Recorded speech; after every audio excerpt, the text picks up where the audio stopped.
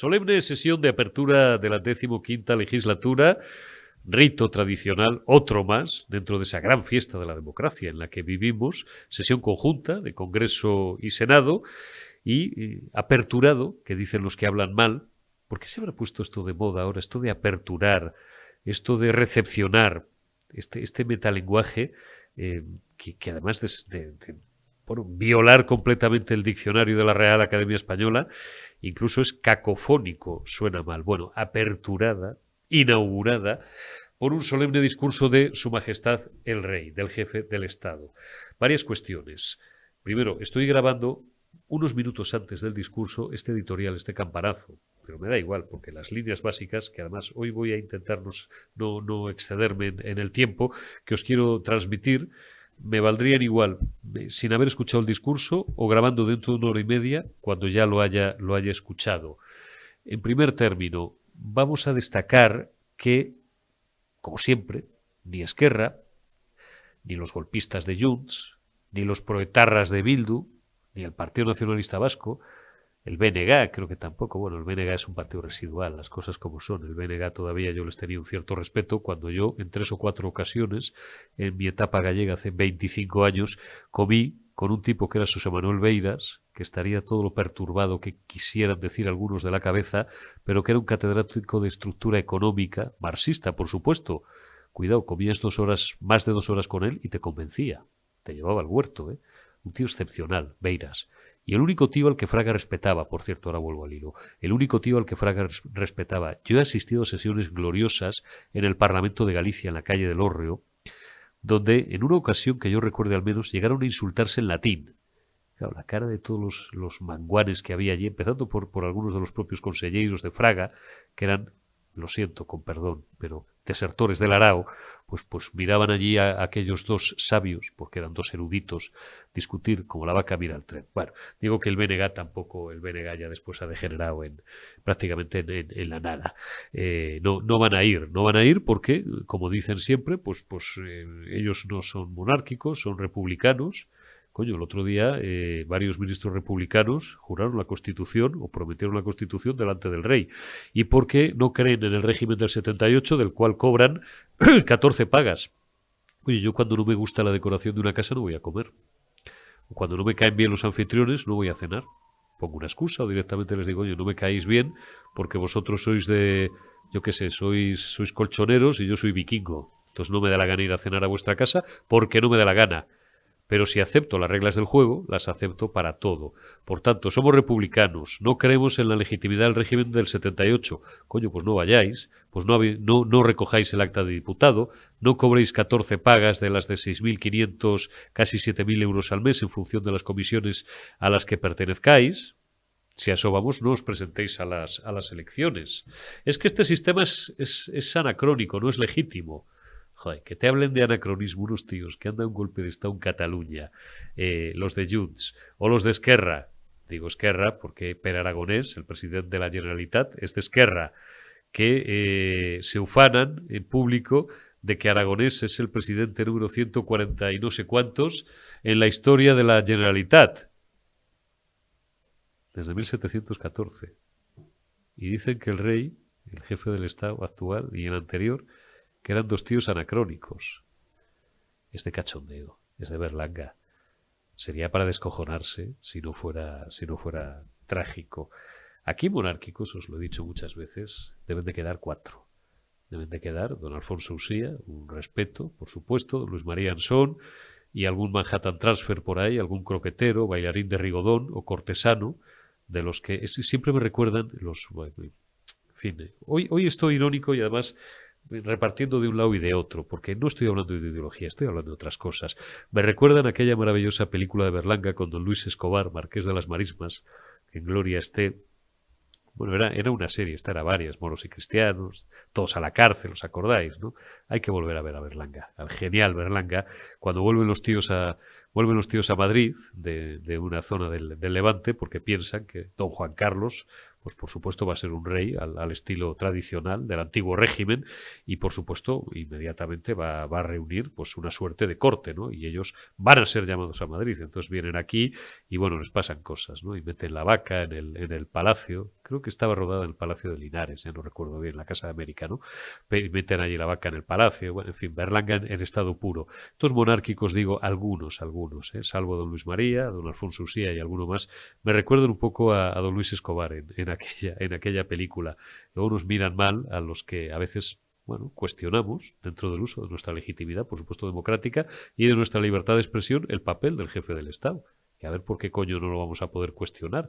Y nos dicen que le estamos haciendo un flaco favor a la institución. Coño, el flaco favor se lo hacen ustedes, que siguen anclados en el siglo XIX. Ustedes sabrán por qué. Y yo también. Lo que pasa es que sería hiriente explicarlo en voz alta, ¿no? Ya conocéis mi teoría de los 100, y si no la conocéis, la dejo para otro día, de los 100 o de los 150 apellidos que llevan mandando en España desde el siglo XV. Que hasta en el mundo de la nobleza, que esto me lo explicaron hace años, pues tienen ahí sus cuitas, ¿no? Porque no es igual tener un título de no sé cuántas generaciones del siglo XVI, estoy pensando en, bueno, pues en apellidos de rancio abolengo como los Medina Sidonia, a que sea un título otorgado, pues no sé, por ir a segmentos históricos más recientes, por Alfonso XIII, por ejemplo. No os digo ya los títulos que otorgó unos cuantos don Juan Carlos, ¿no? Que a estos los desprecian directamente. Bueno, trasciendo ese mundo rancio, el grueso de la tropa, que es el 98% de los españoles, pues a lo mejor, insisto, no somos monárquicos, pero tampoco somos republicanos en la mayor parte de los casos. Os explico muchas veces por qué. Porque las dos repúblicas han sido la mayor catástrofe de la historia de España. Esto no es una opinión, esto es un hecho. A partir de ahí, nos hemos dotado como eje vertebrador, como sistema de gobierno, de una monarquía parlamentaria, que no constitucional. Siempre explico la diferencia, y el que quiera también abundar en ella, que se escuche un par de conferencias, que está todo en YouTube, de don Antonio García Trevijano. La monarquía constitucional, que a lo mejor hubiera sido más coherente con el sistema, porque no nos pasarían las cosas que nos pasan, pues es una cosa, y la monarquía parlamentaria es otra. Y si se aceptan las reglas del juego, se aceptan las reglas del juego para todo, para todo.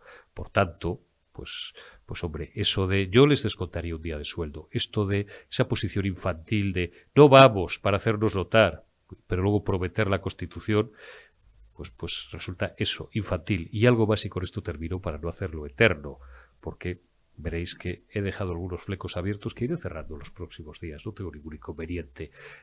Negarle la legitimidad al jefe del Estado, guste más o guste menos, se sea monárquico, se sea republicano, pues es negarle la legitimidad al propio Pedro Sánchez, al que acaban de investir presidente del gobierno. A mí me da igual Pedro Sánchez. Yo ya os he dicho en alguna ocasión que seguramente es un presidente del gobierno legal, pero tengo mis dudas acerca de su legitimidad en tanto cuanto se ha apoyado con pactos, o se ha apoyado en pactos con tipos que quieren destruir la unidad del Estado y que violan la Constitución, porque la Constitución ahora mismo está prácticamente rota y prácticamente destruida y superada sin haber sido sometido a un referéndum en el conjunto del Estado español, del pueblo español, que es en quien radica la soberanía. No nos han preguntado si estamos de acuerdo en que se supere la Constitución o no. Ellos dicen que no. El 90% de los catedráticos y de los constitucionalistas coinciden en que sí. Bien. Pedro Sánchez es presidente del gobierno en virtud a que ha sido recipiendario de un encargo por parte del jefe del Estado, que le ha propuesto, ante el fracaso de Feijóo, como candidato a la presidencia del gobierno. Ha obtenido los apoyos necesarios, 179, que era 178, más comprando, entre comillas, o inyectándole pasta a los señores iba a decir Comisión Canaria, joder, casi me confundo, de Coalición Canaria, pues 179 frente a 171. Muy bien, pues Pedro Sánchez, de momento, durará lo que dure el capricho, que no va a ser 4 años, hasta que quiera el señor Carles Puigdemont, es presidente del gobierno. Pero es presidente del gobierno, insisto, por la legitimidad de que le dota para ello el encargo del jefe del Estado. Alguien me dirá que el jefe del Estado es una figura decorativa. Sí, pero. Tampoco es el rey pasmado. Es decir, tiene una función. Y yo a estas alturas no tengo claro de si podría hacer algún gesto más de los que está haciendo sin extralimitarse en sus funciones. El otro día hablaba de esto con Mario Conde, Teníamos también a mi amigo Vera, catedrático de Derecho Constitucional, uno de los mejores constitucionalistas de España, que estuvo también aquí hace un mes y medio, recordad, de la Universidad Rey Juan Carlos. He hablado con un historiador tan prestigioso como Jesús Palacios, en muchas ocasiones. He hablado con mi amigo el coronel Diego Camacho, en muchas ocasiones también de este asunto. Las opiniones pues no son idénticas precisamente y en algunos casos son abiertamente antitéticas. Mario tenía una posición, Camacho y Palacios tenían otra, Vera pues tiene una que probablemente es técnicamente la más ajustada, puesto que, insisto, es catedrático de Derecho Constitucional. Tengo para mí que a lo mejor el rey podría hacer oír un poco más lejos de lo que está yendo. En cualquier caso, si Pedro Sánchez es presidente es porque ha recibido el encargo del rey y porque para ello le faculta el marco de la Constitución del 78. Si estos tíos se pasan por el arco del triunfo, la Constitución del 78, pues se están pasando por el arco del triunfo su propia legitimidad para ser diputados y la propia legitimidad del tipo, del presidente, al que acaban de investir como jefe del Ejecutivo, como presidente del Gobierno. Fijaos cómo ni siquiera he entrado en cuestiones ideológicas y cierro el campanazo. En fin, no soy yo precisamente de ser sospechoso de ser nacionalista o ser independentista. Simplemente he apelado a un estadio anterior, que es al de la coherencia. En política lo peor que puedes hacer es el ridículo y 5 minutos después lo peor que puedes hacer es perder la coherencia, porque al final se te acaba cayendo todo el artesonado.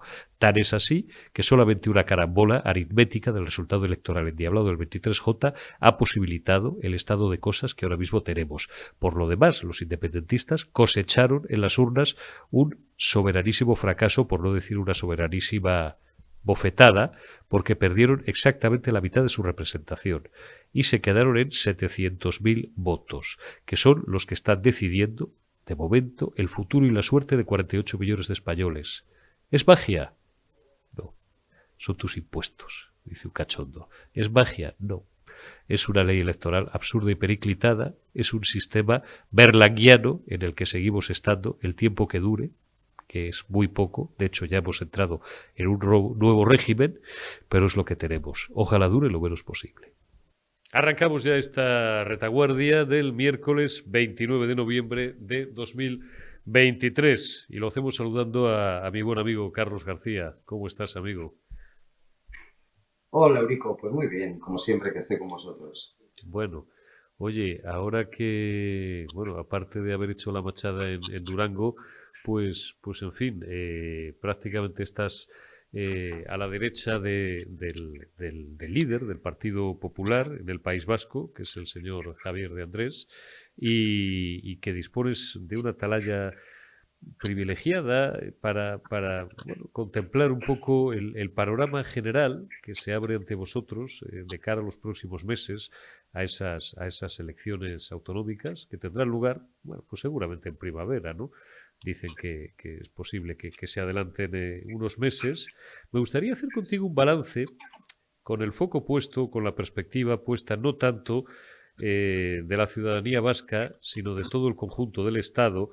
Pues claro, aquí en Madrid, que yo sé que vemos las cosas con una óptica un poco diferente, para bien o para mal o para lo que ustedes quieran, pues nos encontramos con un ramillete de candidatos que son prácticamente desconocidos. Acaban de elevar a los altares a un tío del PNV, que ahí conocéis muy bien, Pradales, pero que aquí en Madrid, te decía yo el otro día en una conversación privada, ya me conocen ustedes, que tiro mucho de ironía, no le conocen ni los gatos de la Puerta del Sol.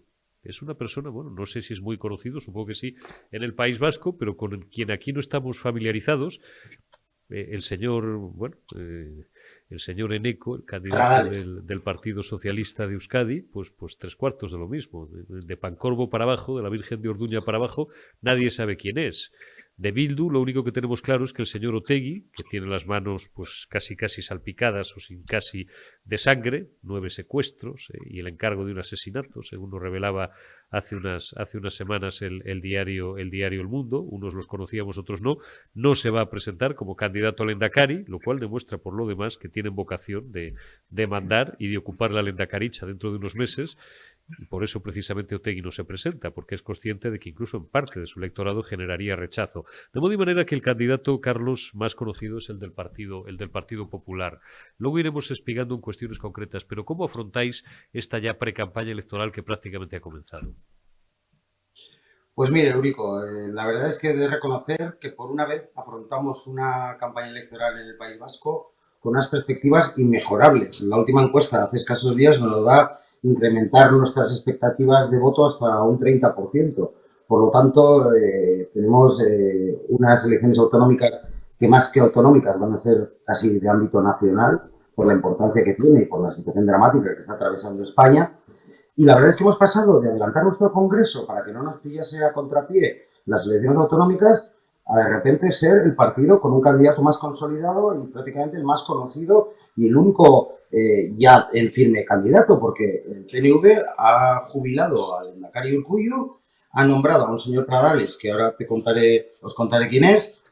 Eh, Otegi se ha achantado, se ha cobardado, se ha retirado, parece que le pasa, que le han temblado las piernas, y el Partido Socialista pues tiene a un candidato que no conoce la mayoría de los vascos y que el otro día dijo lo mismo que decía Pedro Sánchez, que no va a dar el gobierno vasco a Bildu, con la coletilla de por el momento.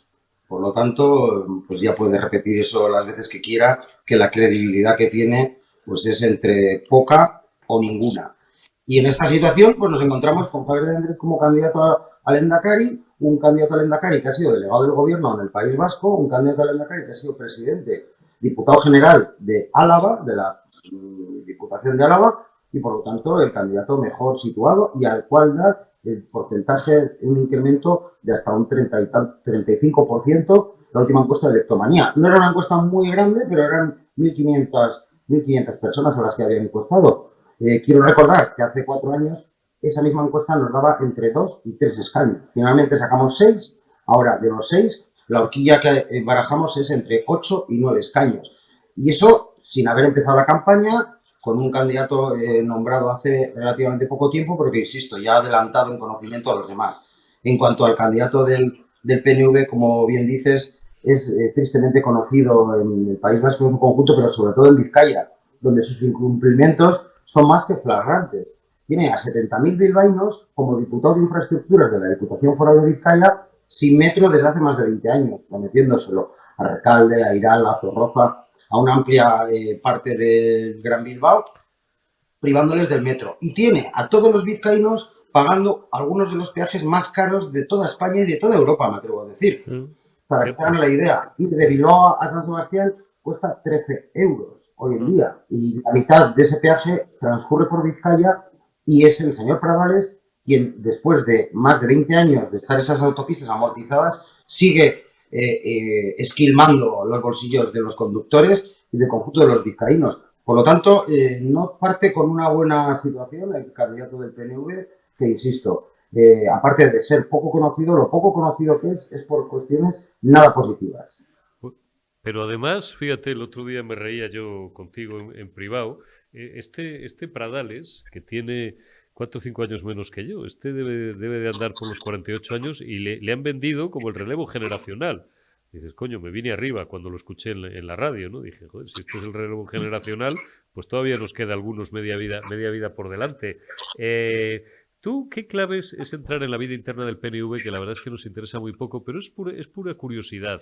¿Habrá aceptado Urkullu en el fondo de buen grado que le den una patada a un lado, no hacia arriba ni hacia abajo, que le digan, quítate de en medio, que te llevas mal con Ortúzar, que lo sabe España entera y parte del extranjero y tal? ¿Lo habrá encajado bien? ¿Esto va a originar algún tipo de corriente o de malestar interno en el seno de ese partido, por lo demás esclerotizado y rancio, llamado Partido Nacionalista Vasco?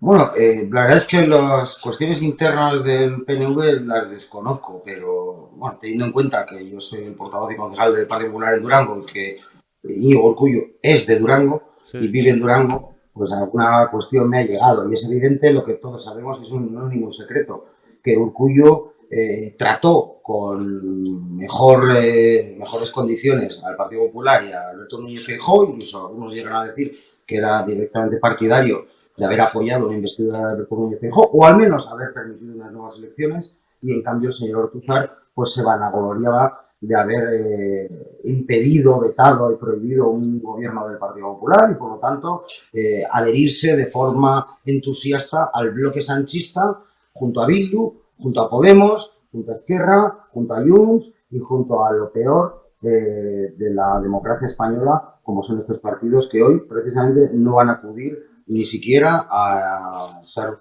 con el rey, que bueno, pues les gustará más o les gustará menos, pero hay que respetar las instituciones comunes de todos los españoles en una democracia. Al rey le debemos haber alcanzado la democracia en España y la monarquía y el sistema monárquico es un sistema tan democrático como cualquier otro y algunos de los países más democráticos y más prósperos del mundo tienen monarquías similares a la española, como Reino Unido, como Holanda, como Bélgica, como Luxemburgo, como Japón, como Dinamarca, como Noruega, como Suecia, y por lo tanto no tiene ni pies ni cabeza que le den ese plantón al rey. Y esos partidos que han dado un golpe de Estado unos, que tienen a una banda terrorista detrás otros, y que en definitiva no respetan las reglas de convivencia, con ese grupo de partidos sanchista es con los que ha querido pactar el señor Ortúzar y esa parte del PNV, pues que parece que pretende competir con Bildu a radicalidad, y es una lástima. Si parecía que el señor Urkullu era más moderado y estaba dispuesto pues a aceptar o a admitir o a respaldar incluso un gobierno del Partido Popular. Eso es lo que se dice, eso es lo que se ha publicado en la prensa vasca y además a mí me da la sensación de que tiene bastantes visos de ser cierto. Sobre todo porque además estos tíos, pues si están tan en desacuerdo con el régimen del 78 y con las instituciones de las que nos hemos dotado la inmensa mayoría de los españoles, coño, pues que renuncien a su acta de diputado, que no se presenten a las elecciones, que no cobren el sueldo esas 14 jugosas pagas que cobran del Estado español, de los presupuestos generales del Estado, o negar la legitimidad al rey en último término, lo decía en la editorial y lo vuelvo a repetir, es tanto lo que pasa que yo no sé si les da la cabeza para tanto como negar la legitimidad a su amado Sánchez, al que han apoyado en la reciente investidura, porque Sánchez fue designado candidato a la presidencia del gobierno por su majestad el rey en virtud de esa constitución del 78 que dicen despreciar. Pero bueno, oye, vamos a cuestiones, Carlos, más en clave interna de Durango, por ejemplo. Tenéis bueno, ahí estáis persiguiendo un hospital porque la sanidad vasca, ese mito también falso mito de la maravillosa gestión del PNV, pues hombre, tiene algunas costuras que como mínimo se pueden remendar para darle un mejor y mayor servicio pues a cientos de miles de vascos. ¿Cómo está el tema del hospital de Durango? Que tenías tu interés y yo también para contárselo al resto de España porque, bueno, pues es el segundo municipio más importante de Vizcaya. Pues mira, Eurico, sí es cierto que el mito de la buena gestión, y sobre todo en el ámbito de la sanidad del gobierno vasco y del Partido Nacionalista Vasco, se ha caído totalmente y la sanidad vasca en estos momentos tiene algunos de los peores ratios del conjunto de España. Y es cierto que hay muchas carencias, especialmente de personal, de médicos, de enfermeras, de especialistas, pero también de algunas infraestructuras. Y nosotros ayer mismo registramos una enmienda a los presupuestos del gobierno vasco del 2024 para que se inicie un hospital, se inicie el estudio y la construcción de un hospital en Durango que va a atender no solo a los 30.000 vecinos de Durango, sino a cerca de 200.000 vizcaínos. Hablamos de un 10% de los vascos, esos 200.000 vizcaínos a los cuales atendería el hospital de Durango y liberaría los dos únicos hospitales de referencia que hay ahora mismo en Vizcaya, como es el de Galdakao Sasolo y el de Cruces en Baracaldo, si tenemos en cuenta que Basurto atiende exclusivamente al municipio de Bilbao. Y, por lo tanto, esa infraestructura tan necesaria, no solo para Durango, sino para esos 200.000 vizcaínos, que liberaría el resto de hospitales y mejoraría la atención sanitaria en el País Vasco, la hemos tenido que presentar desde el Partido Popular, porque después de décadas hablando de esa cuestión, ningún partido, nadie ha planteado ni ha propuesto colocar un solo euro destinado a ese fin. En cambio, para otras cuestiones totalmente superfluas hay dinero. Ahora bien, para hacer un nuevo hospital en Durango que atienda a 200.000 vizcaínos, a 200.000 vascos, para eso parece que por ahora no hay dinero y por eso el Partido Popular hemos presentado esa enmienda a los presupuestos del Gobierno vasco para el 2024 y ayer mismo la presentamos en Durango junto a la implantación de una nueva ambulancia medicalizada que cuesta 1.700.000 euros al año, pero que iba a atender a otros 100.000 vizcaínos y, por lo tanto, liberar el resto de servicios de emergencias sanitarias. Estas cuestiones respecto a la sanidad son muy graves. La gente del País Vasco está muy preocupada por el incremento de las listas de espera, por la falta de especialistas, por los cierres incluso de los centros de salud Y insisto, una gestión en cuanto a sanidad, en cuanto a sanidad, que es como se denomina la sanidad pública, el servicio de sanidad pública en el País Vasco, que deja mucho que desear en todos los aspectos y en todos los sentidos. Y por lo tanto, no solo desde Durango, sino desde el conjunto del Partido Popular, también en los presupuestos del Gobierno vasco vamos a impulsar que esas circunstancias mejoren y cambien, que es muy necesario. Igual que criticaba antes la situación de las infraestructuras y los peajes que los durangueses tienen que pagar también para desplazarse, la situación de la sanidad en el País Vasco deja muchísimo que desear y esa es una de las prioridades que tiene clarísimas Javier de Andrés, el candidato a Lehendakari del Partido Popular, y el conjunto del Partido Popular, que es además algo que está a flor de piel en la mayoría de los vascos. Joder, pues está a flor de piel, pero le siguen votando a Bildu y le siguen votando al PNV. Oye, y la cesión además de la Caja de la Seguridad Social, forzada por el Partido Nacionalista Vasco, para apoyar a Pedro Sánchez en la investidura, no creo yo que vaya a mejorar mucho las cosas. Al contrario, lo que va a hacer es escarallar la sanidad y algunas cuestiones más de buena parte del resto de comunidades autónomas. Quizá no de las que mejor van, como lleva siendo desde hace 7 años Andalucía, con Juanma Moreno, o Madrid, que estamos pagando la fiesta de España entera prácticamente con Isabel Díaz Ayuso, o la Comunidad Autónoma Balear, que bueno, ahora parece que le están enmendando el rumbo, pero que no es precisamente de las más depauperadas, pero estoy pensando en extremeños, estoy pensando incluso en castellano-leoneses, en mis paisanos, en castellano-manchegos, que inexplicablemente le siguen votando a Paje. En fin, no parece, digo, que esta cesión vaya a mejorar mucho las cosas. No mejora las cosas para el conjunto de España, pero tampoco para el País Vasco. Por eso. Para el País Vasco somos una sociedad muy envejecida y, por lo tanto, con un coste de las pensiones muy elevado. Y no da con los ingresos que percibe la Seguridad Social en el País Vasco, con las cotizaciones de los trabajadores, de los asalariados, de los autónomos, de las empresas, no da para asumir el costo de las pensiones en este momento. Por lo tanto, se plantean 3 situaciones. Esa reivindicación es un paripé y al final todo va a quedar como está y es exclusivamente para competir al nacionalista con Bildu, lo cual también perjudica porque, insisto, el nacionalismo genera inestabilidad, pone en tela de juicio el marco constitucional y las reglas de juego, también las reglas por las que se rige la economía y eso hace que muchas inversiones y muchas empresas que quieren invertir aquí no vengan puestos de trabajo y que incluso muchos se marchen. Punto 2, segunda hipótesis, que tengan que elevar las cotizaciones a los trabajadores, a las empresas, a los autónomos para asumir el costo de esas pensiones. Que sería un desastre, porque están esquilmando impuestos a los ciudadanos, a los trabajadores, a las empresas, de los que realmente generan riqueza en el conjunto del País Vasco. O punto 3, que se ponga en peligro las propias pensiones. La percepción de su pensión de cada uno de los jubilados del País Vasco, precisamente por esta ensoñación nacionalista de querer hacerse autónomos en cuanto a la seguridad social y a las pensiones. Por lo tanto, es una cuestión totalmente, a mi punto de ver, inviable, que si se llevase a cabo tendría gravísimas consecuencias, o bien para los jubilados vascos, o bien para los trabajadores vascos. Por lo tanto, cualquiera de las situaciones es muy preocupante, a no ser que sea única y exclusivamente pues un farol, un paripé del PNV para hacerse más nacionalista que Bildu, lo cual me preocupa porque también el propio Lehendakari Urkullu lo último que ha hecho antes de, digamos, ser relevado como candidato a Lehendakari ha sido decir que quería impulsar un referéndum en el País Vasco. Y eso me preocupa sustancialmente, esa deriva extremadamente nacionalista, incluso ya directamente separatista del Partido Nacionalista Vasco, lo que va a generar una inestabilidad gravísima. Y bueno, pues ante toda esa situación de irresponsabilidad de ensoñaciones nacionalistas, pues nosotros planteamos sentido común, pues planteamos sosiego, planteamos certezas y planteamos el apoyar a los jubilados, bajar los impuestos a los trabajadores y las empresas, generar riqueza, generar empleo, que lo hace la empresa privada y por lo tanto garantizar esas pensiones por un lado, con el conjunto de España y con las cotizaciones de nuestros propios trabajadores y mejorar la situación de las empresas, de los trabajadores y de las familias. Todo eso es lo que nos preocupa a nosotros y no referéndums, cajas únicas o romper la caja única de las pensiones o cuestiones totalmente identitarias y nacionalistas que perjudican, insisto, el día a día de los ciudadanos, que es uno de los motivos por los que tampoco llega el tren de alta velocidad y es la única región de España donde no hay tren de alta velocidad y es gravísimo teniendo en cuenta lo que necesitamos ese AVE en el País Vasco. Está claro. Oye, Carlos, antes de despedirte, vamos a terminar con una humorada.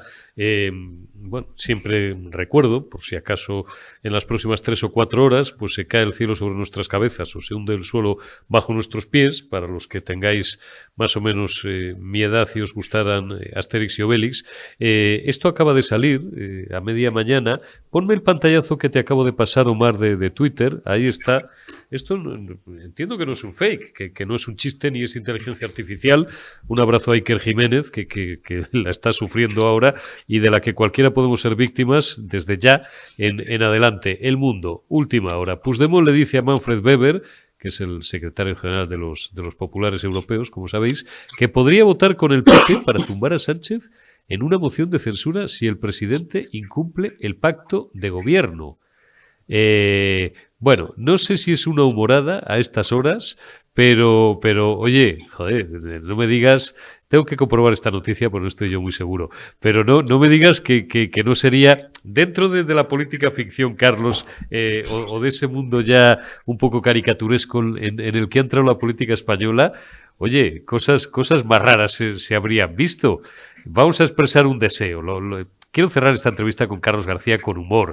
¿Tú crees que a lo mejor habrá un ápice de lucidez o de sentido común en esas cabezas y pueden llegar a abandonar a Sánchez en 6 meses? Porque esto sí que es serio. Es decir, oye, si este no cumple los compromisos y las expectativas, le retiran el apoyo y se acaba la presente historia. Bueno, yo no le daría mayor importancia ni mayor credibilidad a esas palabras.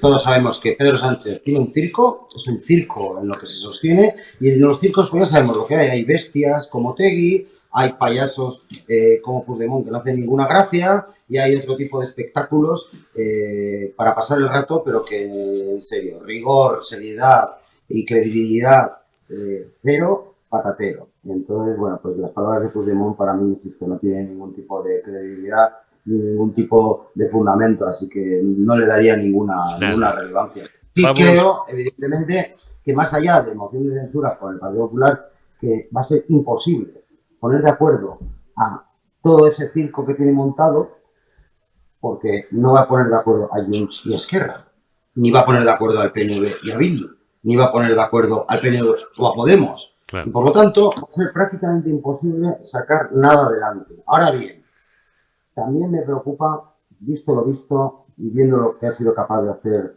Pedro Sánchez, que le pueda hasta dar igual no tener presupuestos, no aprobar ninguna ley, quedarse en minoría en todas las votaciones en el Parlamento, con tal de seguir estando en la poltrona de Moncloa y poder seguir usando su Falcon y poder seguir atado al sillón del poder. Por lo tanto, pueden ocurrir esas dos cuestiones, o que se desmorone el gobierno y tengamos elecciones anticipadas porque no es incapaz de sacar nada adelante, y eso sería, de cierta medida, más responsable que la otra alternativa, que es tener un desgobierno total y absoluto, incapaz de sacar adelante ningún tipo de proyecto, ningún tipo de presupuesto, ningún tipo de ley, ningún tipo de medida, que muchas de ellas son necesarias e imprescindibles para el conjunto de España, y sería capaz Pedro Sánchez también de esa segunda alternativa, que espero que no sea así. Por lo tanto, bueno, pues ojalá nos dure el gobierno lo menos posible y podamos volver a pronunciarnos los españoles sabiendo las cuestiones de cada uno y quién dice la verdad y quién nos ha mentido como un bellaco a todos los españoles, como ha hecho el señor Pedro Sánchez.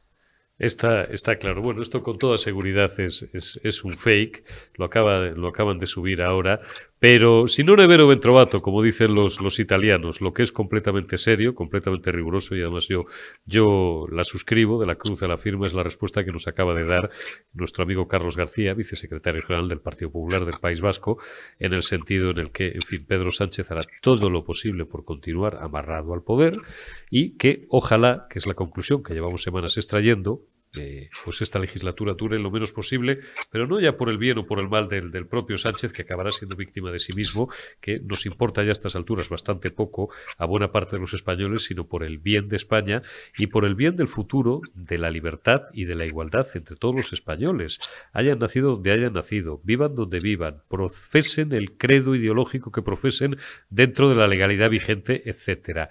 Eso sí que es completamente serio y por muchas más razones, y porque además estamos ideológicamente en sus antípodas, pero sobre todo por salud y por salubridad del sistema, deseamos que la legislatura de Pedro Sánchez sea lo más corta posible.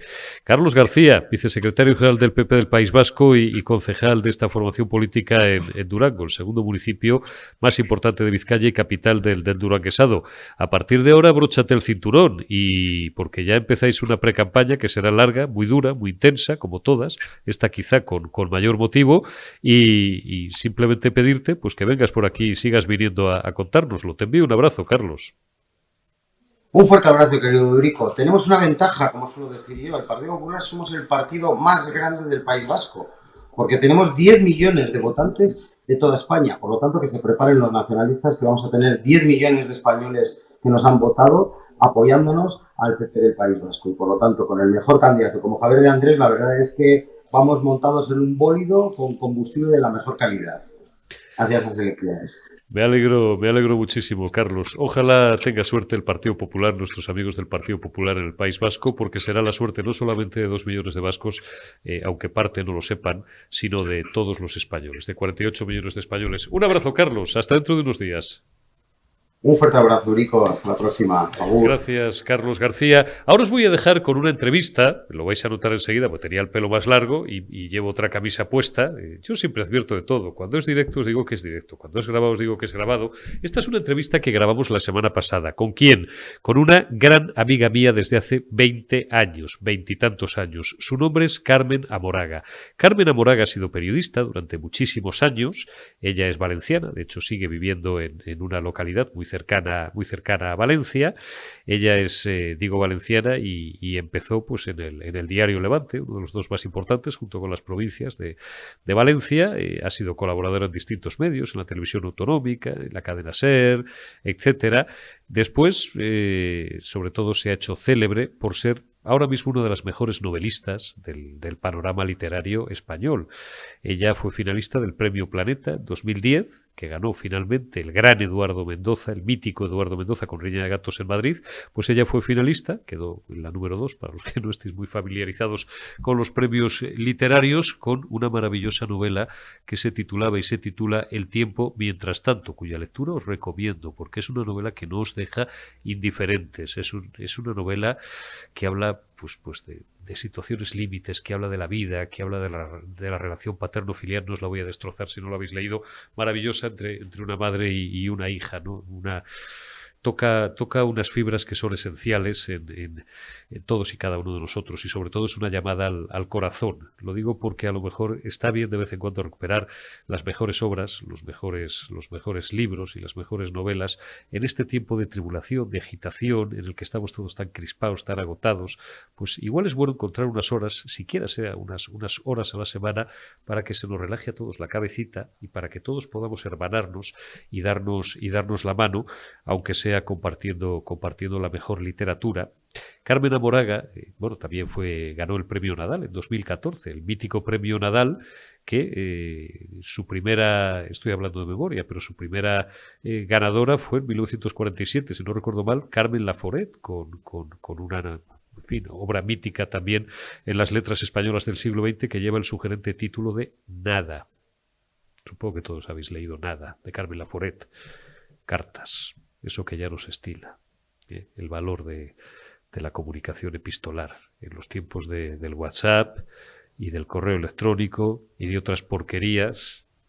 Pues si leéis Nada o releéis Nada, o algunos, los más jóvenes, a lo mejor no habéis tenido oportunidad de acercaros a esa novela, podéis hacerlo, porque vais a descubrir un montón de cosas, no solamente de cuando se escribían cartas, cuando escribíamos cartas y nos hacía ilusión y nos comíamos las uñas hasta los codos porque estábamos esperando una carta que no llegaba cuando la recibíamos, sino acerca también del alma humana.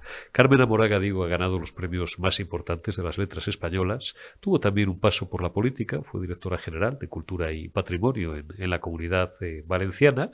De todo ello nos va a hablar en esta entrevista, que me he tomado yo el lujo de hacer, porque me apetecía dar cabida a contenidos que no fueran tan solo los de la más rabiosa y estricta actualidad que nos tiene a todos tan crispados, y que viene, y con esto os dejo ya, en los próximos 20 y tantos minutos, casi media hora, espero que la disfrutéis, a presentarnos, y no os digo más, ya os doy pie a la entrevista, su última obra, su última novela, para la cual le deseamos el mejor de los éxitos. Vamos finiquitando ya el presente... La presente peonada de hoy. Ya sabéis que esto es como el campo andaluz, esto es una peonada tras otra, tras otra. Pero hay formas y formas de acabar los programas. Tengo yo mucho gusto en traeros hoy fundamentalmente una gran amiga.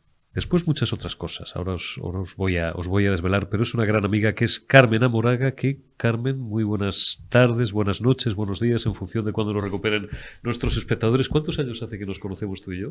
Pues 20, 20, ¿no? Sobre 20. 20 años aproximadamente. Carmen Amoraga. Carmen Amoraga, seguramente todos o prácticamente todos la conocéis, es una novelista de éxito desde hace muchos años, es amiga de un servidor de ustedes, bueno, y a tu marido le conozco, a Carlos, Más desde todavía, hace ¿no? prácticamente 30 años, y sin prácticamente 30 años. Carmen es periodista de formación. Carmen comenzó su carrera profesional en Valencia, ella es valenciana, en el Levante, ha sido colaboradora de la cadena SER, de la Televisión Autonómica Valenciana, de Mujer Hoy, de un montón de medios, pero ella es sobre todo conocida, su faceta profesional más destacada es la de ser una novelista de éxito. Tú has ganado, y abróncame si me equivoco, porque lo tengo en la cabeza, pero por si acaso lo he repasado, has ganado el Nadal en el año 2014, quizás tu hito, o el que yo más recuerdo, no sé si para ti es el más importante, fuiste finalista del Premio Planeta en 2010 con Eduardo Mendoza. Eduardo Mendoza aquel año, en 2010, ganó el Premio Planeta, el más prestigioso de nuestras letras, sin ninguna duda, y uno de los más prestigiosos del mundo, con Riña de Gatos en Madrid, y Carmen con El Tiempo, mientras tanto. A mí siempre me han encantado tus títulos, Sí. Esto yo nunca te lo he dicho, seguro que no soy original, me han encantado tus títulos. El Tiempo, mientras tanto, La vida era esto. En 2014 ganaste el Premio Nadal, habías ganado ya el Premio Ateneo Joven de Sevilla y habías sido ya, hacía muchísimos años, a finales de los 90, ¿no? Primeros de los 2000, habías sido ya finalista del Premio Nadal también. Al revés. Bueno, Al revés. sí, primero gané el premio. Bueno, lo primero de todo, hola, encantada. Hola, de estar encantado. aquí. Quería hacerte yo una presentación un poco oceánica. No, pero yo quiero saludar. Lo primero. Eso está. Estoy muy contenta de estar aquí contigo, Muchas porque gracias. comentábamos antes que yo había venido aquí en casi todas mis novelas, pero nunca había coincidido contigo, y la verdad es verdad. que te entreviste un buen periodista siempre es bonito, pero Que si te encima entreviste un amigo. es amigo, pues mejor todavía, ¿no? Entonces yo gané, la primera vez que publiqué una novela fue en el 97, gané el Premio Ateneo Joven de El Sevilla. Ateneo Joven fue el primero. Luego, 10 años después, en 2007, fui finalista del Nadal. 2010, finalista del Planeta, que desde luego fue importantísimo para mí por meterme dentro de la esfera Planeta, pero por ser el número 2. Cuando el número 1 era Eduardo Mendoza, esto para mí marcó un antes y un después. Eduardo Mendoza, que era mítico ya. No en mi vida literaria, sino en mi vida personal, claro. ¿no? Para mí, en mi casa siempre ha sido, hasta el punto de que a mí en mi casa de apodo me llaman Pajarito, Claro. por Domingo Pajarito de Soto, un Que personaje era su personaje emblemático, sí. uno de ellos. Y luego en 2014 en 2014 gané el Nadal. Y ahí acabó mi historia casi hasta hoy. Bueno, no acabó. Hoy Carmen viene, bueno, y Carmen luego ha tenido una faceta política que probablemente a lo mejor, pues no sé si desde Madrid, bueno, nos veis gente desde toda España, a lo mejor sí muchos también la podéis relacionar. Carmen ha sido durante 2 legislaturas, entre 2015 y 2023, bueno, claro, Sí, hasta 2023, hasta este verano, ha sido directora general de Cultura y Patrimonio de la Comunidad Valenciana. ¿A qué viene hoy Carmen Amoraga? Aparte de saludar a un amigo, cosa que le agradezco muchísimo, porque si no, con los horarios que manejamos, pues a lo mejor no nos hubiéramos visto, y he tenido mucha satisfacción porque hacía muchos años. Acabas de dar a la imprenta que decían los clásicos tu última novela, El corazón imprudente. Bueno, no quiero hacer spoiler. Yo hago muy pocas entrevistas porque no es mi campo, ¿no? Pero a lo mejor pues soy un poco más torpe haciendo estas entrevistas de lo que lo soy haciendo o tratando temas políticos o económicos. No quiero hacer spoiler, por tanto, pero aquí hablas, parecerá muy genérico y ella nos lo va a centrar, de amor. De amor. Hablas de amor y de cómo se toman decisiones en la vida sabiendo que tomes una decisión, tomes otra, transites finalmente por un sendero o transites por otro, te vas a equivocar. Te vas a equivocar porque vas a hacer daño, ¿no? Y en la vida, bueno, intentamos, algunas personas, otras no, pero la mayoría intentamos hacer ese camino de la vida que tú decías, Ya. intentando lastimar a la menor cantidad de personas posibles, ¿no? La mayoría. Entonces, cuando sabemos que alguien va a salir herido, pues es una decisión difícil de tomar, pero más difícil aún es, y también trata de eso la novela, cuando en ese afán por no hacer daño a nadie, te sacas tú de ese grupo de gente que somos todos y en el que tú también estás, ¿no? Estamos todos. Mi madre decía que yo escribía novelas de amor, de sexualidad y todo eso, pero es que todas las novelas del mundo tratan de Al amor final van de y de eso. ambición, de amor y de ambición. En nombre del amor y en nombre de la ambición transcurre toda la ficción del Uy, mundo. me la has dejado a huevo, porque es una pregunta que llevo haciéndole a todo el mundo 30 años, a gente muy importante como Carmen Amoraga y a gente que no es tan importante. ¿Qué es lo que mueve el mundo? Oye, el amor, el sexo, la vanidad, la religión, el dinero, el poder. El amor el amor y la ambición es La lo que mueve el ambición. mundo. La vanidad. Y no por ese orden. La vanidad un Bueno, es que poquito. al final el amor, la vanidad es un sinónimo de la ambición, ¿no? Claro. Y el dolor no es un sinónimo del amor, pero va muy relacionado con el amor, el odio, la venganza, ¿no? Y eso es Sí. lo que mueve el mundo. Y yo he dicho amor y ambición y no por ese y no por orden, ese y no orden. por ese No orden, necesariamente seguramente. por ese orden. Oye, esta novela habla de muchas cosas. La enseño yo porque a veces el rótulo, aquí la tenéis, El corazón imprudente. Digo, me encantan los títulos de Carmen. Sí, Ahora y vuelvo a la esta novela. portada es preciosa también. Eso te iba a decir, oye, los diseños, lamento no tener aquí otros libros, el tiempo mientras tanto no pero se esta me es la olvidará. portada más bonita que yo he Pero es tenido súper nunca bonita. y la portada más bonita que está en este momento en cualquier librería, lo siento por las demás.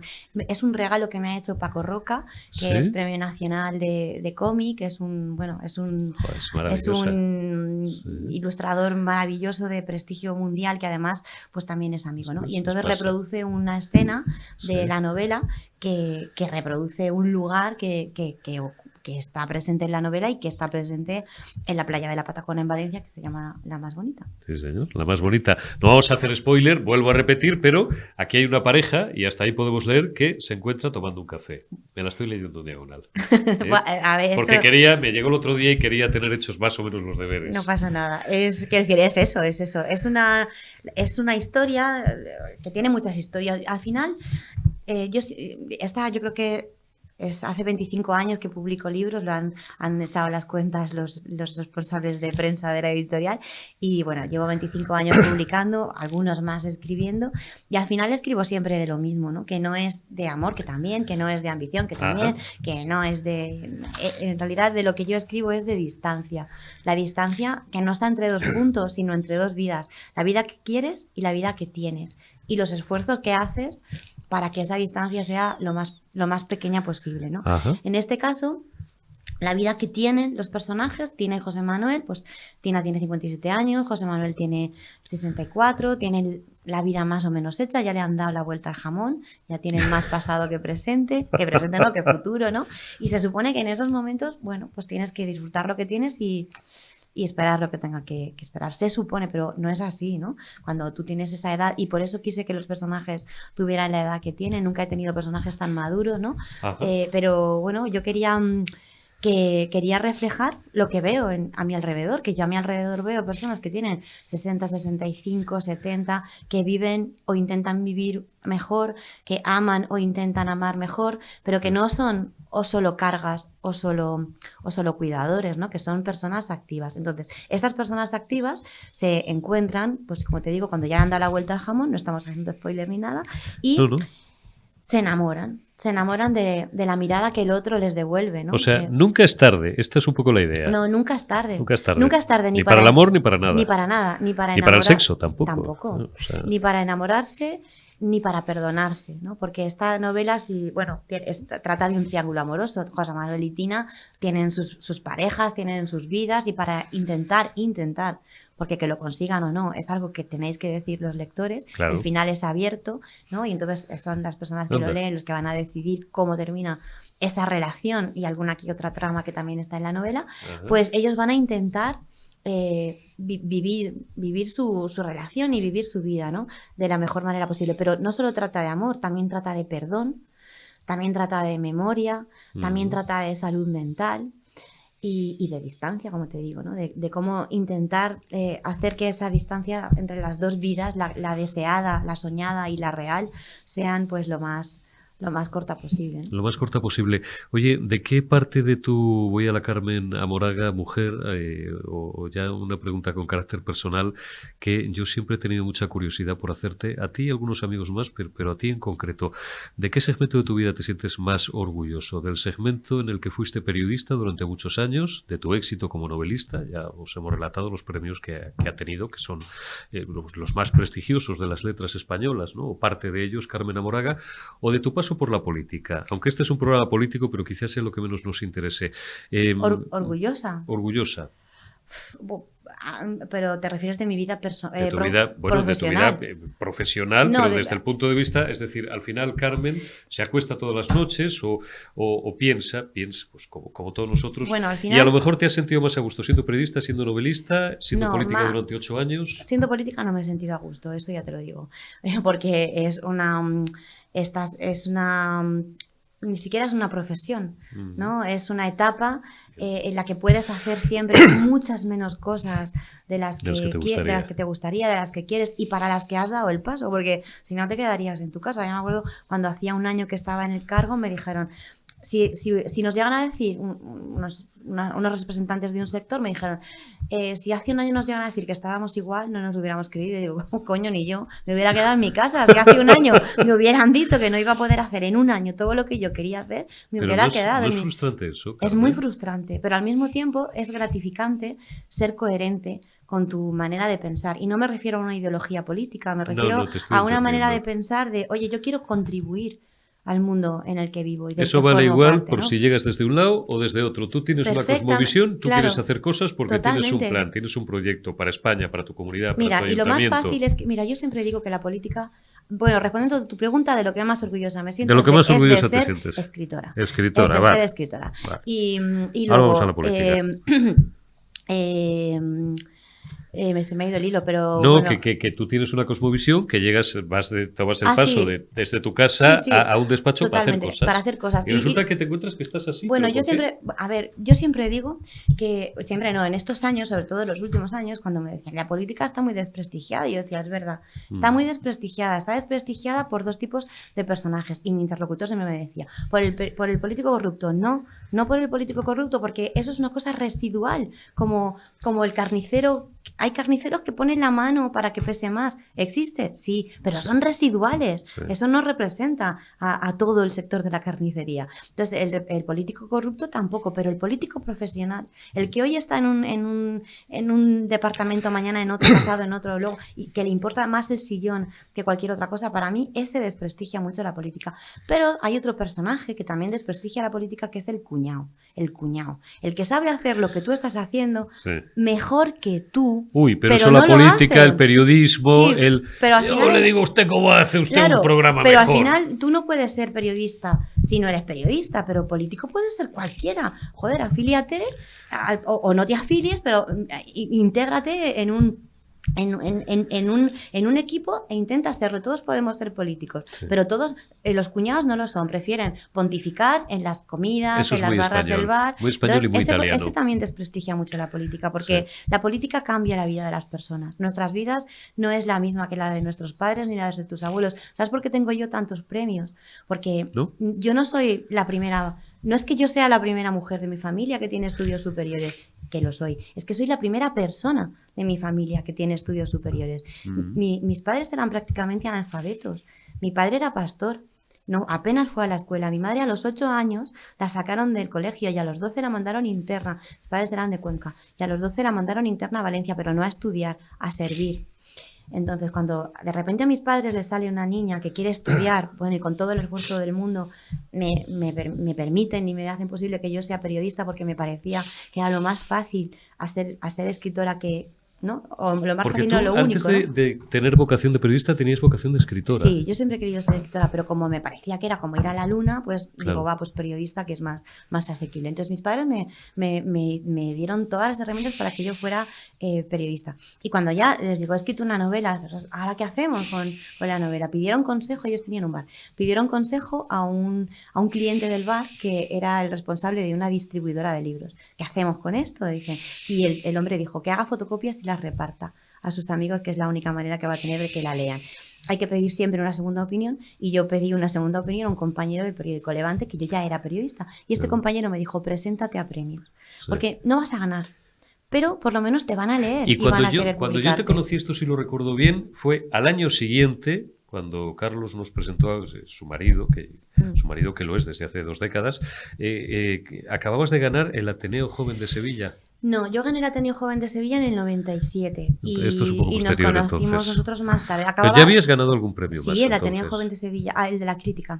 El de la Yo gané el crítica. Ateneo Joven de Sevilla y luego el de la crítica, que es a la novela publicada, ¿no? Sí. Entonces yo me he presentado siempre a premios para que me leyeran en editoriales, y a veces he tenido suerte y he ganado, y a veces he tenido más suerte y he quedado segunda, que muchas veces es mejor quedar segunda, Es porque mucho así mejor. lo ves todo, pero no lo protagonizas, ¿no? Oye, te voy a dar la oportunidad, que te va a encantar, y a mí también, de que me hables bien.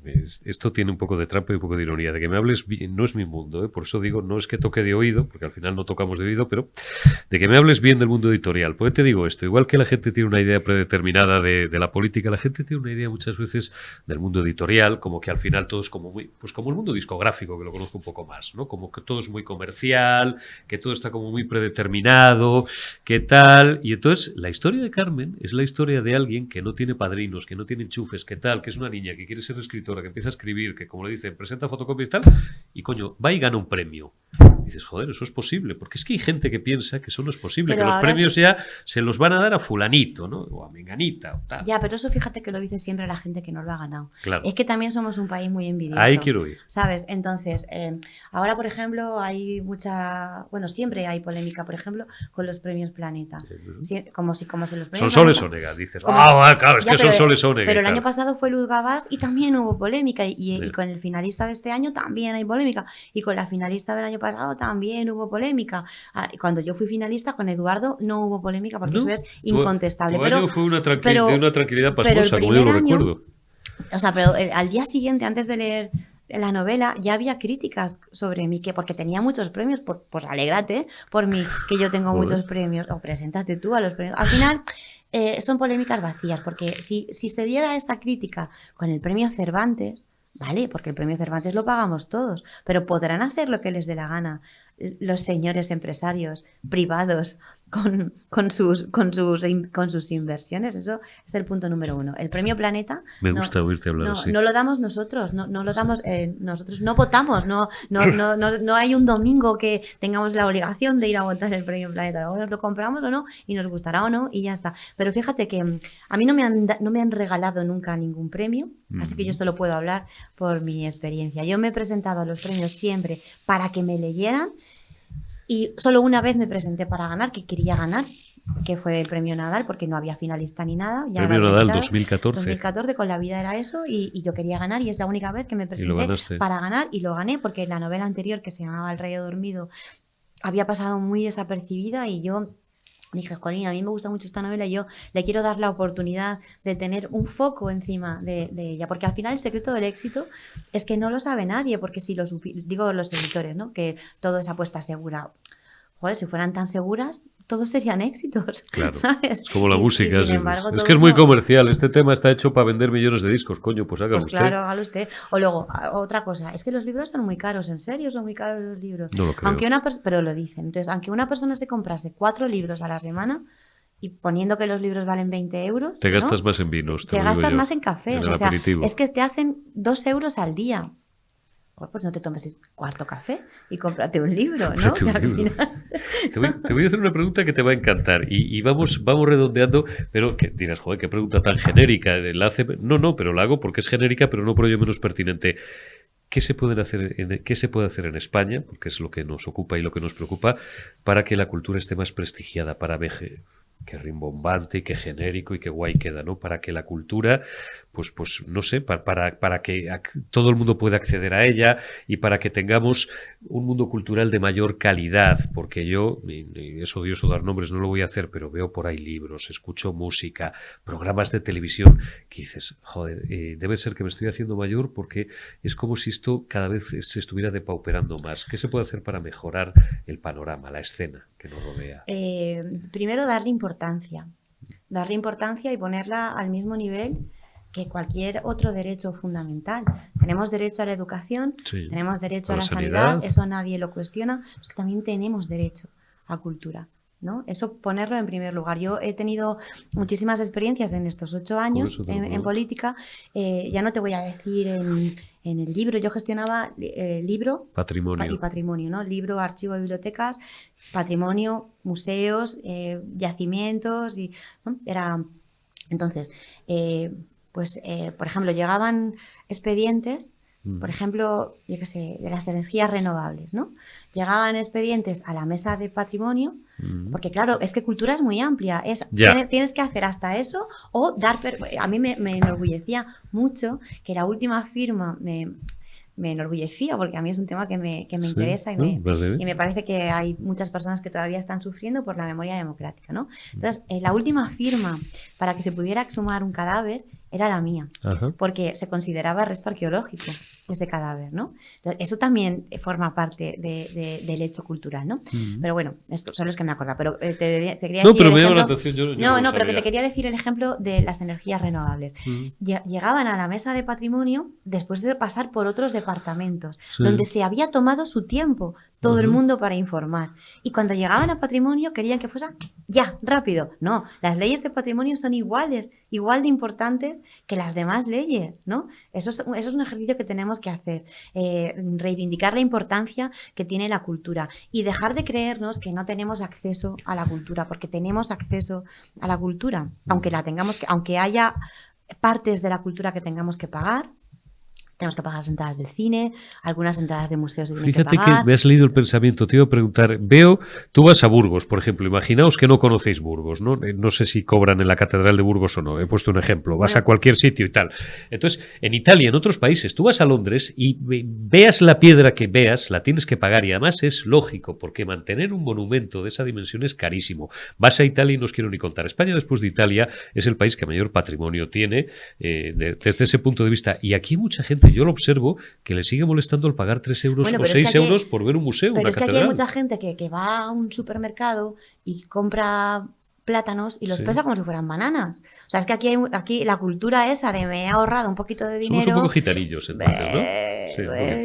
Sí, gitanillos no, pero somos un poco perdón, de ahorrarnos decir, el dinero. Sí. Era una forma sí. coloquial de hablar, que Sí. somos demasiado pícaros. Pícaros, Decían que palabra, sí. pícaros, me expreso Sí, bien, que sí. en Grecia prácticamente el 90% de los que se subían en un autobús no clicaban Claro. el billete, Entonces, ¿no? Pues aquí igual. Aquí esa gracia de no he pagado, me he ahorrado esto, eso todavía lo tenemos con todo, ¿no? Entonces, sí, y confundimos mucho valor y precio. Ya lo decía el sabio, solo el necio confunde valor y precio, Machado, ¿no? sí. Entonces, lo que no se paga, le tenemos que... No se le da valor. Claro. Al mismo tiempo hay gente que no tiene acuerdo. dinero para todo.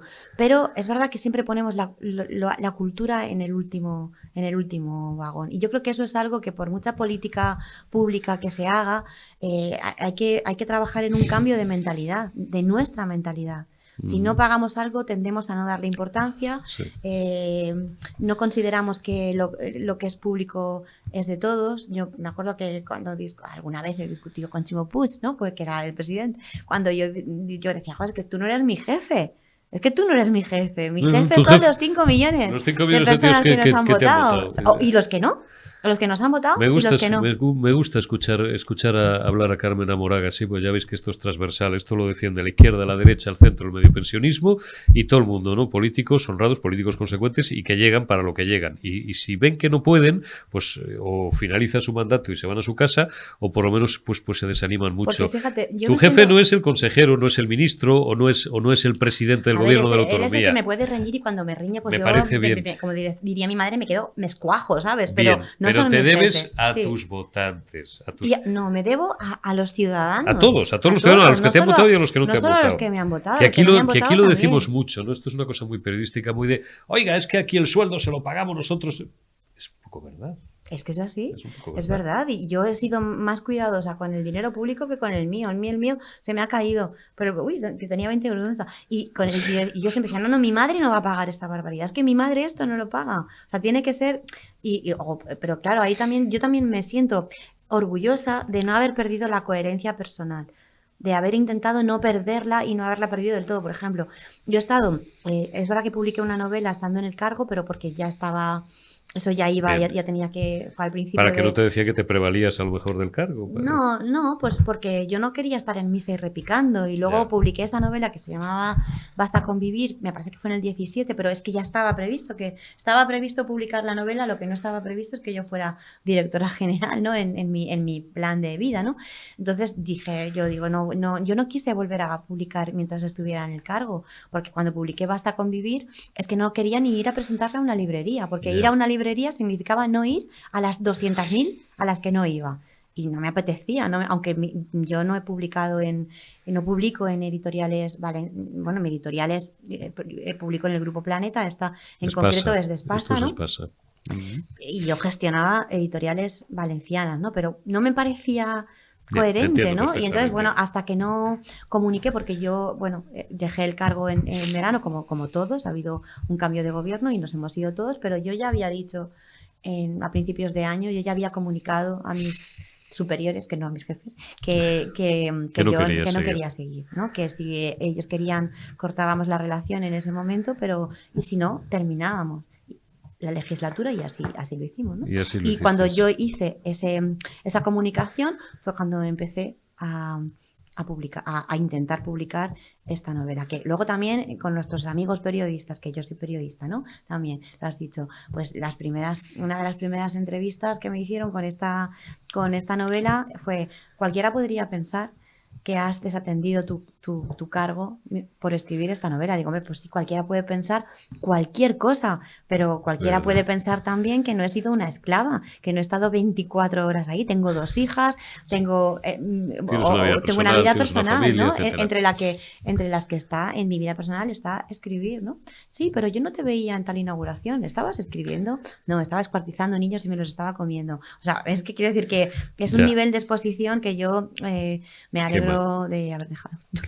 Quema, fíjate, ayer, que lamenté no poder estar, bueno, ayer o en fin, el pasado martes, para quienes no nos veis en tiempo real, pues presentabas tu novela en una librería de Madrid y te la presentaba alguien que puede tener muchos paralelismos con tu propia trayectoria, que es Marta Ribera de la Cruz. Marta Ribera ¿Lo dijisteis ayer? Sí, lo comentamos. Marta Ribera, pues es una novelista, es una escritora de éxito, lo ha sido siempre, y después, pues desde hace unos años está vinculada a la política. Primero porque entró en política con Albert Rivera y ahora pues trabaja con Almeida en el Ayuntamiento de Madrid y es diputada también al Congreso, es diputada nacional por el Grupo Popular. Iba en las listas de Madrid y salió elegida. Y lo comentasteis y encontrasteis puntos en común, ¿no? De la dificultad que supone compatibilizar un plano con otro, que son muy delicados los dos. Marta también publicó una novela al principio de ser diputada, y ya no ha vuelto.